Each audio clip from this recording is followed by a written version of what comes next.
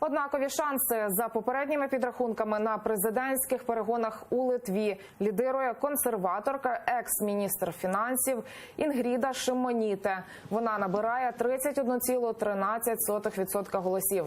Її литовці вважають послідовницею чинної президентки. Даля Грібаускайте очолювала Литву 2 терміни, тож цього разу балотуватися не мала права. У другому турі президентських виборів Шимоніте конкуренцію складе економіст Гітанас Науседа. Наразі він поступається лідерці менше ніж 0,2%.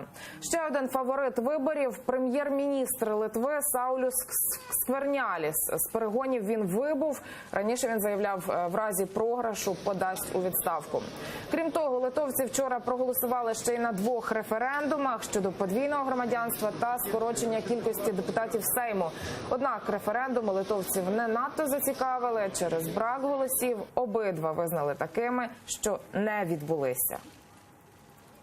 Я підтримую кандидата від молоді. Безумовно, це не Сауліус Скверняліс.